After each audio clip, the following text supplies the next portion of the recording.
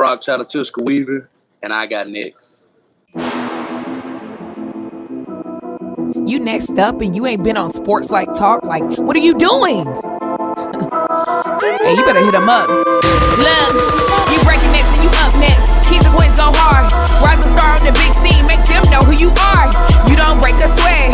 Don't settle for less. They put you through that test. Your resume that flex. Who got next? Who got next? SLT, heard it say go. Who got next? Who got next? Living my dreams and all your goals. Who got next? Who got next? You can ask B. Jones or head coach. Who got next? Who got next? You next up, so here's my vote.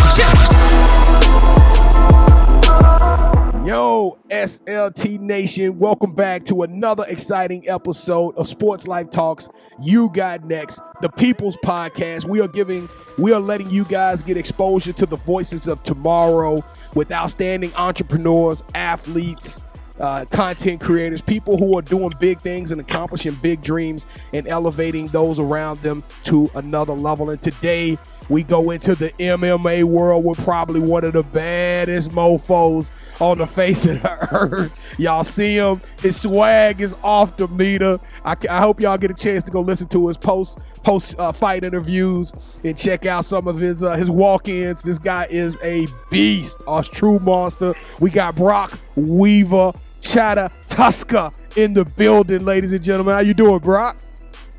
Hey, man. Shirt off like usual. This is the everyday swag.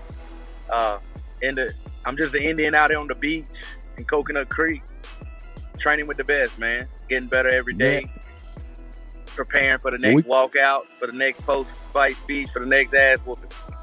Ooh, hey, well, long as one of those ass whoopers ain't me and KT, I'm going to stay on your good side. I am your host, the mouth of the South, B. Jones, the Louisiana. I'm rocking alongside of my colleague, my partner in crime, my brother. Man, you know, Kev, you really, truly are my best friend, man. So we're gonna show you some love today.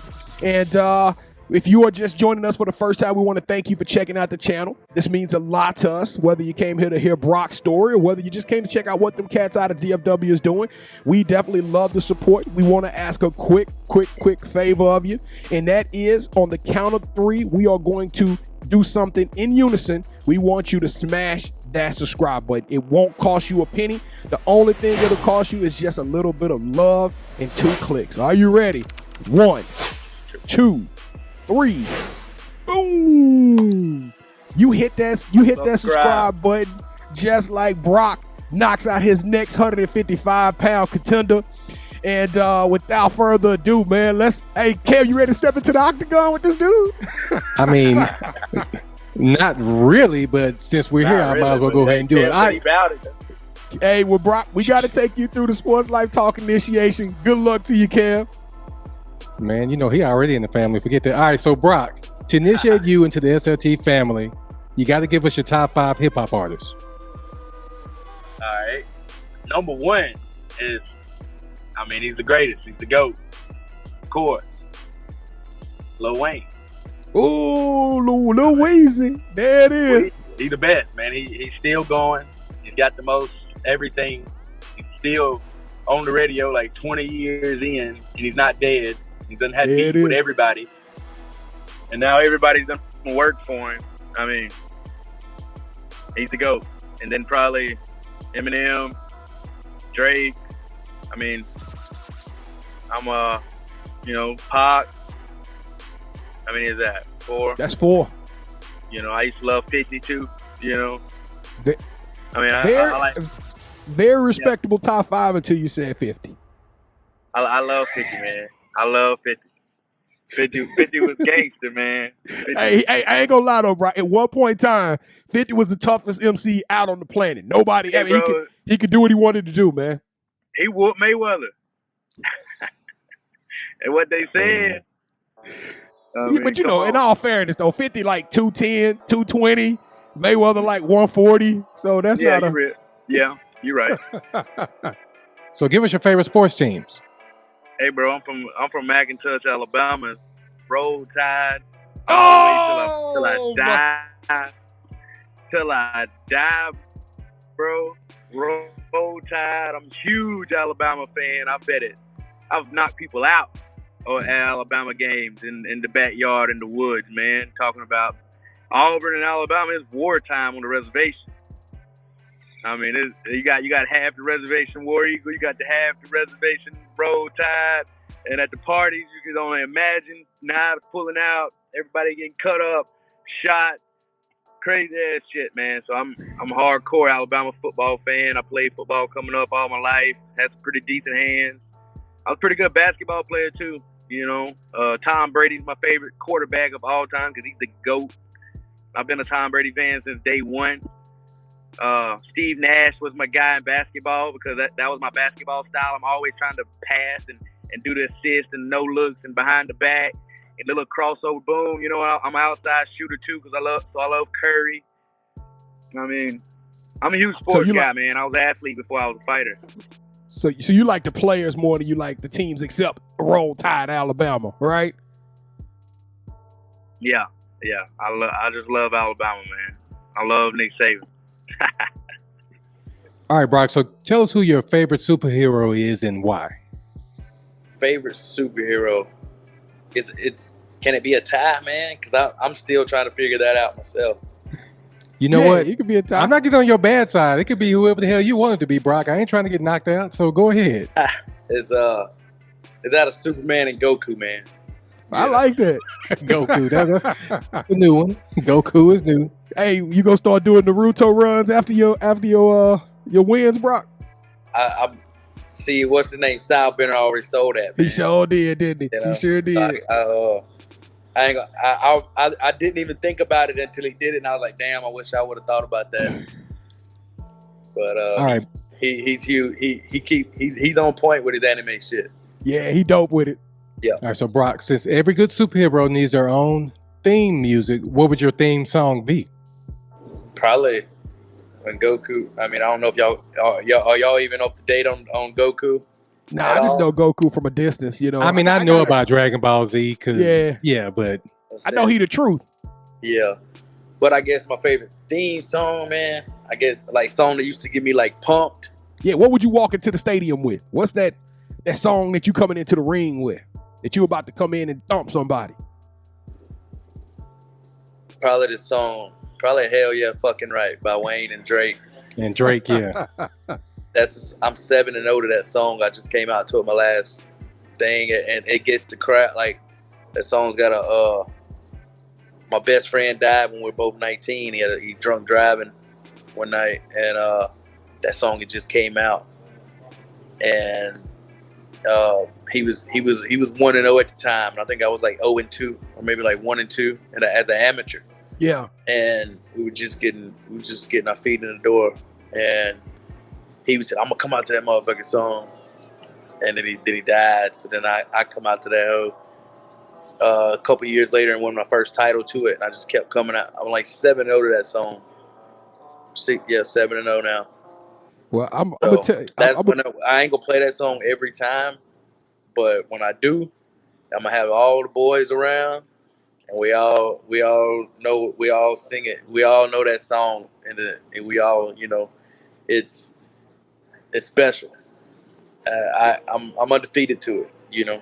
Yeah, I'm playing to stay that way. It's business when that song's played. Man, I tell you straight up, we normally, well, I tell you just, I'm not gonna put me in it, but Kevin is a diehard Florida Gator fan, and he was gonna talk trash about you in Alabama. Man, hey Brok, forget that. I'm squashing this right now. He likes LSU. So when we were out, that's even worse. Yeah. So when we were off air, me and DC got beef.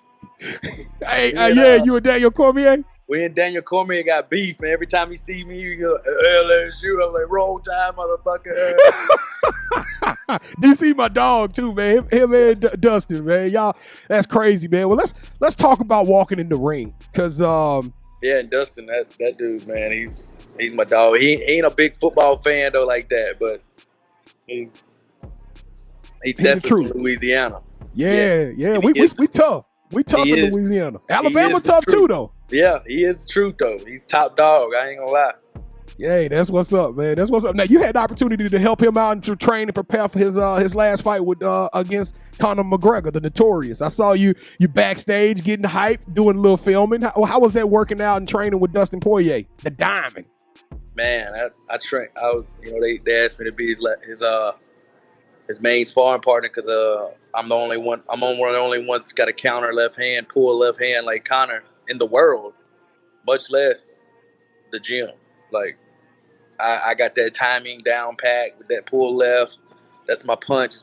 I actually came up with that punch. Conor didn't. He just made it to the UFC and showed it before I got to. I made that punch up. I've been fighting longer than Conor McGregor, but he has a good, great story. He did it faster than I did, so congratulate him. And he had a better rough run, early start than I did. His was a lot of off the like behind the camera antics, right? Yeah. I remember watching this video of Dana White and him, and like when they were in Ireland and Conor McGregor just talking mad cash money, and they loved it. That's all. Conor McGregor is just a lot of imagery. And I'm gonna give you credit. You gotta be that too. Well, you are too, though. We're gonna talk about you in a second. But I asked you a week before the fight. I said, "Hey, who wins this fight?" And you said Diamond easily. And you kind of broke it down. I'm not gonna tell the fans what all you said, but you was like, McGregor ain't gonna be able to handle what Diamond has been training and preparing for. And you know this because you were training with Dustin Diamond Poirier. So that's off the chain, man. So now talking about swag. Now you crawl into the ring, you walk around, you looking, but you got this look on your face like, bruh, I'm about to wreck you. And you call it the season. I'm gonna let you say it. I can't say it, but man, you get ignorant, and I'm gonna tell you something. You gave me the chills when I saw you walking in the ring, man. Tell us a little bit about your swag meter and how you approach a fight walking into that ring with hell yeah, effing right coming on. Yeah, man. It's like you almost said, scalping season. Once it's in that zone, and once I click in, man, I always, since I was a kid, imagined myself as a fighter. A third grade teacher reached out to me after I made it to UFC. I think her name was Miss Griffin. I hadn't seen this woman since third grade. You feel me? Yeah. And she was like, we had a career day one day, and everybody stood up and said what they wanted to be. I don't even remember this, but she said, and I don't figure she would lie, but she said, I remember you specifically stand up saying, I'm going to be a fighter, a world champion. And I don't remember it, but she's like, that's crazy that I seen you now and you're a freaking fighter for the UFC, and I was like, straight destiny, so I know when I'm coming out there, man, I'm Goku. I'm a real life Goku out there. It's my time. I literally told my old lady the other day, I literally live for that about 23 minutes. You got if you last all fight, it's 15 minutes. If you're going to be out there for about 23 minutes in front of a crowd with lights. Everybody's watching. People around the world's watching. Your song's on. It's your moment. You got 23 minutes to try to get rich. And every time I'm out there, I'm living those 23 minutes. That's my time. That's what I spend the other 11, 12 months of a year freaking preparing for, So I don't try to come out there boring. I try to come out there, I'm an entertainer. I'm a showsman, and it comes natural. So I might as well use it to the best of my ability while I'm out there in those 23 minutes or less, Man, and those of you who watching, if you know Brok Weaver, this guy has a tremendous following. But if you haven't never heard of the name and you're like, hey, I want to see who got next and this guy's coming up, dude, if you haven't picked up some of the names that he's dropped already, I'm even going to drop some more names with you.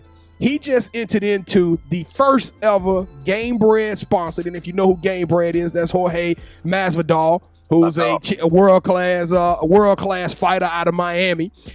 You were just part of an event called the first bare knuckle MMA, and you went out there and wrecked it, got a win in another different form of fashion. Man, tell us about the experience of meeting Jorge Masvidal and being a part of that UFC bare knuckle event. Oh, George trains here at ATT, so I've been knowing him.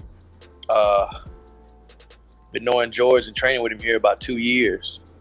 It's the last 2 years I've been here, and we actually got together, me, him, and Dean Toole, and I can't even say that. I Can't say it now, but us three and a couple other people stumbled on some fights in the woods in Pensacola somewhere in a ring, and we just was like, hey, let's call the camera guys out here and see these guys fight. We didn't plan it or nothing like that, you know. But so yeah, George, me, and Dustin, you know, they all train here, so it's like you talk to them, you get to know them, but it's strictly business in the gym, you know. Like a lot of people worry about pictures and videos and all this. It's strictly business, bro. They at the top. I'm trying to get to the top. They helping me get to the top.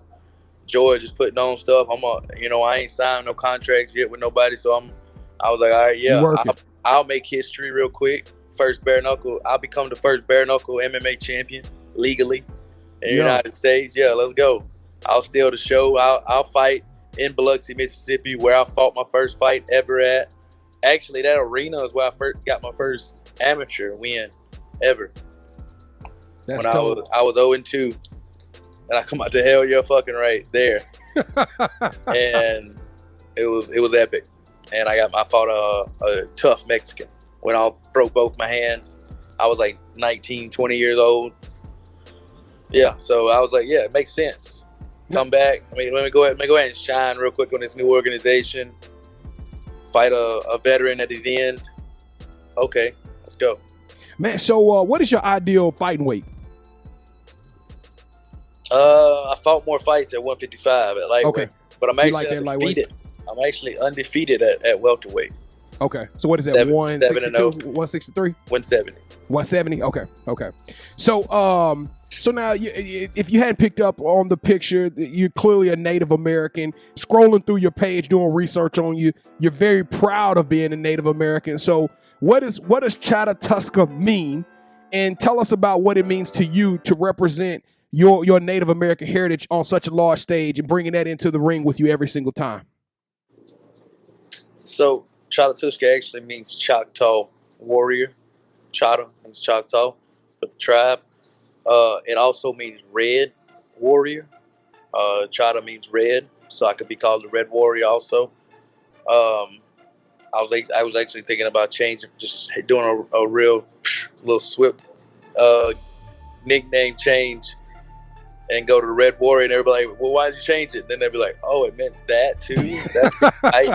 You done like went level 2 on us or something. Yeah. I might do that. Who knows? Hey, y'all might have heard it first here. I just thought about that the other day. But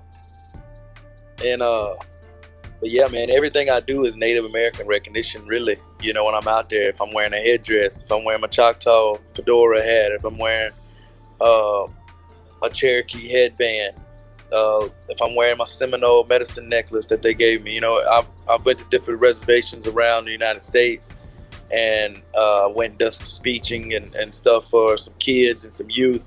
And they've gave me gifts and stuff, and that they want me to represent for their tribe. So I'm not just representing for the Moai Choctaws. I'm representing for all the tribes, man, because there ain't many of us out there doing what we're doing. There's very few natives out there kind of influencing the world in the native side. And so we got a lot of like genocidal things going against us, you know, not trying to say anything racist, but it just is what it is. It's just how it is. I mean, it sucks, but we can't avoid it no more. We gotta start having the conversations eventually one day, Brok. Yeah, I don't care really. Like, what are they gonna do? Like I said, I told you, they can't whoop me. So, I mean, they might, but they just gotta, till proven otherwise, I'm gonna speak my mind. I've had things took down. I probably got cut from the UFC for saying that I'm tired of people. Saying cowboys and Indians and always making it like the Indians are the bad guys and we lost every time and got murdered. That's racist. 100%.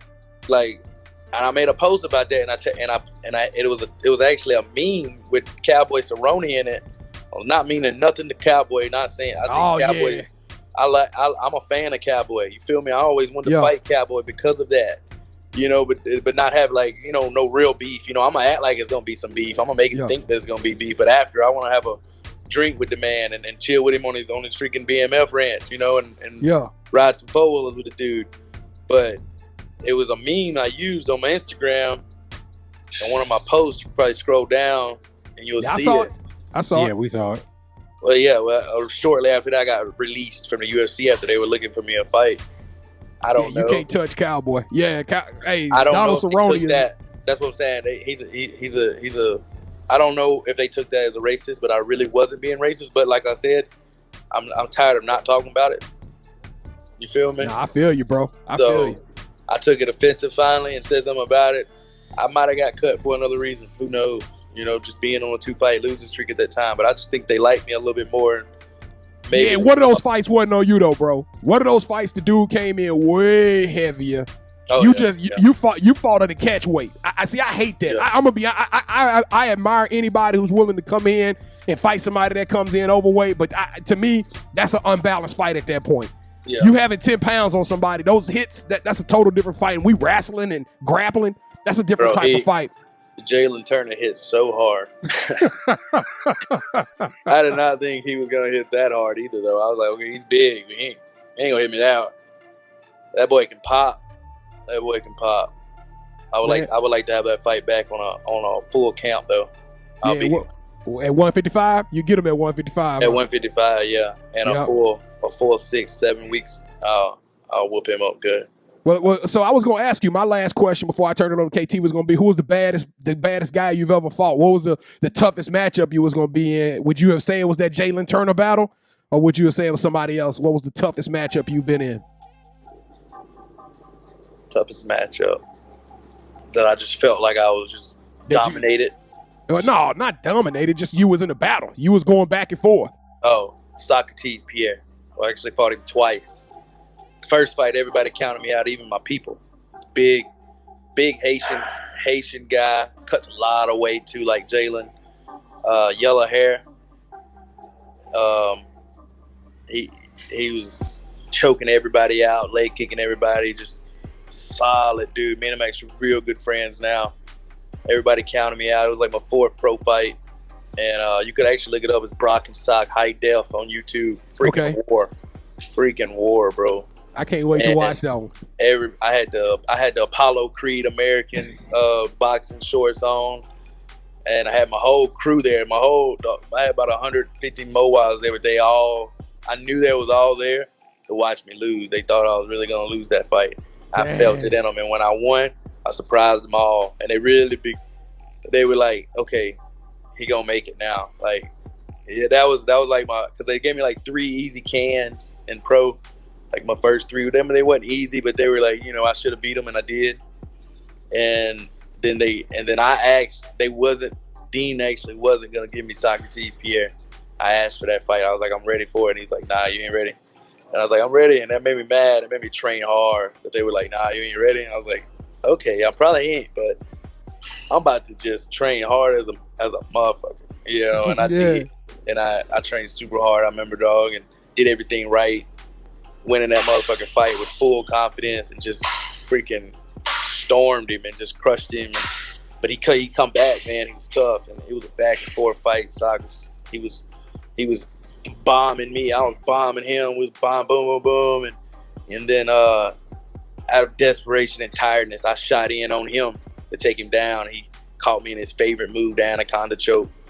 But he let it loose for about a split second to readjust his grip to finish the choke, to get it a little tighter. And when he did, I happened to do a sit-out move that I didn't think was going to work. I had practiced it all camp. I literally started in this move, in the anaconda choke, every time I rolled for 6 weeks up to that fight. And I made my body remember, muscle memory, to do this sit-out move and take his back. When I went for it in the fight, I was so tired. And I was like, I got to try to sit out right now. And I tried it, and I was like, it's not going to work, though. Like, he's still going to choke me out. And then when he hit face plant and I was out, I was like, oh, snap, it worked. I saw everything in slow motion. I was like, oh, snap, it worked. And I slipped my hook in, took his back, put him in the rear naked choke, and choked him out with 1 second left in the round. Yeah. That fight was epic. It's on YouTube. Hey, Brok, I got to go watch that, man. Brok, and you got to spell his name right. SOK, Sock. Brok, Sock, High Def, HIDEF. All right, man. We're going to watch that one for sure. Yeah, we definitely going to check that out. So, Brok, how hard is your career on your family? My grandma actually kind of mostly raised me. My mom's like my biggest fan. She's crazy, super crazy. She loves it. She hates it. She's everybody says the craziest woman, most energetic, craziest, outgoingest, no carified woman ever. I mean, she's a handful, really. At the fight, she'll storm the ring, like she's a very good person though. And my grandma never watched me fight. She actually didn't like it for a while. But she always took care of me, always there for me. My grandpa was like my biggest fan too. I'm a pawpaw's boy. You know, I do everything from a pawpaw, man. He loves to cut grass and watch wrestling and watch UFC and watch me fight. And he's pretty old right now, so being away is hard because you know, everybody wish pawpaws didn't die, you know, but they do. So that's probably the hardest part is me being away, kind of missing the last years of him, you know. So that's probably the hardest part on me. All right. So what is something that you learned in the octagon that you can use in real life? Leg kicks. Hey, if you had a street fight, ladies and gentlemen, Brok Weaver just told you. I'm gonna leg kick the mess out of you if you street fight me. For real, I wish I could see that. I'm not gonna lie. If I got a couple videos I ain't released though. Oh, you gotta send them to us, bro. You gotta send them to us. I ain't gonna release them, man, until TMZ trying to pay me some big money. I made a couple people quit. People try me, leg kick them. All right, I don't want to try you no more. I ain't with that karate shit. They say. He was talking about more of the life lessons. Yeah. Besides physical violence, bro. That's life lesson, bro. You want something done your way, and you want things your way, and nobody, anything, just leg kick them. You'll probably get it, or you might go to jail. Well, B. Jones, who are we to argue with him? My last question for you, before we go into the championship rounds, will be: you mentioned your old lady, so tell us a little bit about her and how y'all met. Oh yeah, my old lady, man. Married, still married. Yep, there we go. I suck at keeping up with my wedding rings. She gets mad at me, but. Yeah, she's back home, man, with the farm. We got like 11 dogs, a horse, pigs. Had a chicken, so dogs ate it, and then cats ate a bird. But yeah, we got a big family at home, big farm. She's there taking care of it. There with my grandparents. We met here actually in Miami. She was training here at ATT. She was an amateur fighter. I was training MMA Masters. I converted her over there. We fell out with the coaches there, moved back to Alabama for a couple years, got married, settled down there at on my land in the woods out there, and I decided that I needed to be training with the best again. So I made it to the UFC. I needed to go here, so I come here for camp. She stays home, holds it down until Daddy comes home with the dub. All right, and with the check. Oh, yeah. You got to bring that check home. You got to bring that home. Yeah, I can't just be gone and without the check. Hey, well, Brok, this is a part of the show, man, that not too many people recognize what we mean. When I came up with this terminology, I was thinking about the fight game, right? It is called the championship rounds. And you being a fighter, you know what the championship rounds are, my guy. So have you ever played the game Would You Rather before? It's okay. It's very simple rules. I'll present an option. Kev will present an option. You have to select one of these choices. These choices will be something that pertains to you and your career and your future, okay?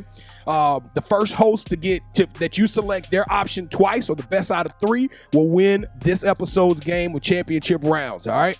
So the score right now, for those who are keeping up with us, Kevin is in a commanding lead, 33 episodes to 30. So I need some love on this one, Brok. I need some love, man. All right. You ready, sir? Yeah. All right, here we go. Kev, you are the defending champ. You go. Say that again real quick. You are the defending champ. You go. All right. That's why I don't like you. All right, Brock.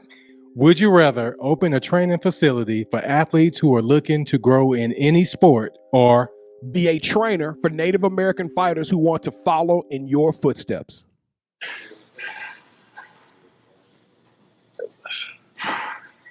I'm gonna go with the training facility for all though. I like that. Because I'm an all around athlete. That's right.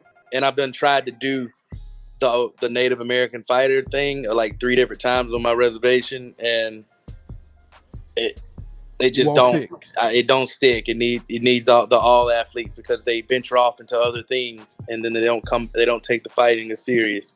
So we need all of them, and then we figure out what they want to do really and what they're the best at. And sometimes it's not what they're the best at; it's what they want to do more. That's right. All right, round 2, Kev. So round 2, round 1 was great. All right, Brock, would you rather become the face of Project AMF and y'all blow up, or start your own clothing line and follow in the steps of Charles Mask Lewis? And I don't know if you know who Mask Lewis is. He's started Tap Out. Yeah, I'm gonna go with yours, because I'm still gonna. I still got. See, AMF's my guy. Kobe and them's my guy. But he's the face of that. I'm just a main ambassador. I like to be for it, but I am gonna blow it up for him. But it's a whole different little movement than my Chata Tuska brand or my Red Warrior brand that's gonna come out. I already got a website that I sell merch on before the fight and stuff. www.ChataTuskaOfficial.com. And there it is. I got coffee mugs. I got everything, bro. And I got artists drawing me things, sick designs, face paintings all the time, and sending them to me. I just blow it up, throw it on a shirt, bam, sell that hoe. And so yeah, I'm good with you on this one. All right, well, it was tied 1-1, and this is the final round, man. This is 5th round, baby. You've been in this fight for 20 minutes. All right, you ready, Red Warrior? Let's go. All right, man. So would you rather go back to the UFC with a 3-fight contract, or go undefeated in another league and win their belt? I think I'm gonna go.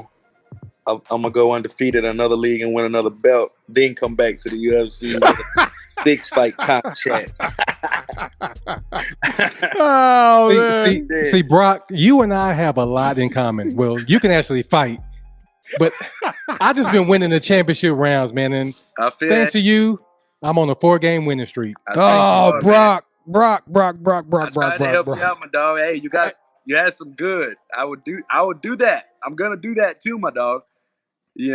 But I know you are, man. First, because I just feel like that's what the calling is. Due to the fact that you've already got 23 official wins under your belt, I don't want to make it 24, so I'm not gonna talk no trash in this. In this episode, man. All right, Brock. So the title of the show is You Got Next. We're gonna get you out of here in the next 3-4 minutes. So, but tell us, man, what does the future hold for you? Man, I actually just signed a big deal with PFL. Oh, I know PFL on ESPN with UFC. Yes, the $1 million tournament. I'm in the next $2 million tournaments with them. And I'm actually fighting in 4 weeks right here at the Hard Rock Seminole Casino, live on ESPN, and the featured bout of the playoffs of this $1 million. I ain't in this $1 million tournament this year because it happened. It's within the next 6 weeks, but I'm in the next 2 for 2022 and 2023, and I'm doing a featured fight. More money than I'm making in this fight, and I'm making 3 UFC fights put together. Wow. Yeah, that PFL is dope, though. I know they featured Anthony Pettis last time. Yeah. Yes. So you're going to be one of their featured. That's dope. That's super dope, man. Congratulations on that, man. Yep. That's congratulations. So we go when they see this, you have already been fighting, so this may come out at perfect timing that you're telling them what's going on at that time, man. Cool. For sure. All right, so Brock, where can we find you on social media? Well, I'm trying to get it changed right now, but it's hard to change something once you get, I found out it's hard once you get verified. It's hard to change your name. So I'm trying to change it from Brok Weaver UFC to probably just Brok Weaver MMA. But right now on Instagram, it's Brok Weaver UFC, Brok Chata Tuska Weaver on Facebook fan page, B Weaver UFC on Twitter. Those will soonly change, but just type in Brok Weaver, man. That's right. You know, and they ain't too many spell their name like me, and they ain't too many Brok Weavers. Nah, it wasn't. It was easy to do research, man. I saw archives of fights, all kind of articles. Yeah, you out there, man. You out there big time. Yeah, and do you have any shout-outs you want to give? Yeah, you know, I'm shout out for sure. Y'all mentioned them too. Project AML for my guy 𝐦𝐤𝐤𝐞 with my supplements, man. American top team here at the dorm. Staying here with all the best fighters in the world, literally. Shout out to all the Moabs back home. Shout out to all the natives, regardless. Shout out to the Canadian tribes up there dealing and finding all them lost children, man, that they killed in them residential schools and stuff, man. You know, that's big awareness. Like, stuff's crazy. I might have to throw some of that. I am gonna throw some of them things in the post-fight speech and do some hard one like that. You know, kill him like Muhammad Ali did. You know, back in the day. You know, he had to come and save his people with the fighting. I might have to do that with the fighting. So we'll see. Man, well, Brok Weaver, the Red Warrior, Chata Tuska, you got next. We are tremendous fans of you, man. SLT Sports Life Talk. We will be behind you all the way. We are tuning in, brother, and we are going to put the nation on our backs for you, brother. So listen, we want to thank everybody for checking out another episode. This was a phenomenal one. If you're a UFC fan, if you're just a life fan, this was a phenomenal one. Don't forget to subscribe to Brok Weaver. Check him out. Leave some comments down and below. Let us know what you thought. And if you smash that subscribe button, congratulations. If not, this is your last chance. Last chance. Calling all calls. We go live, Kevin and I, with the Sports Life Talk crew on SLT Live on Wednesday nights at 8 o'clock p.m. Central Standard Time. And we stream live on what, Kevin? YouTube and Facebook? Yes, sir. And we are maniacal about engagement. So if you say something to us or you like it or whatever, we will respond. That is the SLT promise. Kev, champ, what you got? You know what, Kev? The real champ is down here. I'm going to call you the chump. Chump. No, I'm just messing with you. Kev, what you want to close out the show with, brother? Brok, one question I did want to ask you. Have you ever thought about going the WWE route? Ooh, you got that kind of swag, Brok. I'm telling you, when they watch your energy and what you bring before the fights, that's almost just as entertaining as the actual bout, brother. You be killing me, dog. I be like, that boy's a warrior. Man, it's funny y'all say that. I've actually for the last about 5 months, I've been training pro wrestling live. Oh. 𝐤𝐤𝐤𝐿 is one of my coaches, man. You know, 𝐤𝐤𝐤𝐿's all in MLW, and I go down there and train with 𝐿𝐿𝐤𝐤. He's in. You know, y'all know 𝐿𝐿𝐤𝐤, man. No. I'm AEW spoke about me. Dan Lambert just went over there and just got body slammed in AEW the other day. Like, I'm gonna be in there. I'm gonna creep over in there because that's what my grandpa really loves. You know, is the pro wrestling. It'll be tight to jump in there. And the Red Warrior make his debut there, you know. That would be dope, dog. Hey, that would be dope. You know, who knows? We'll see. We'll see what the future holds, man. I'm only 29. You got a long way, man. Long ride. And we are going to be there for every step. So listen, Sports Life Talk Nation, we will see y'all next time. We love y'all. Stay safe. Be blessed. And please, please, please take care of each other out there because the world has become a crazy place. We will see y'all again on the next episode of Sports Life Talks. You got next. Yeet.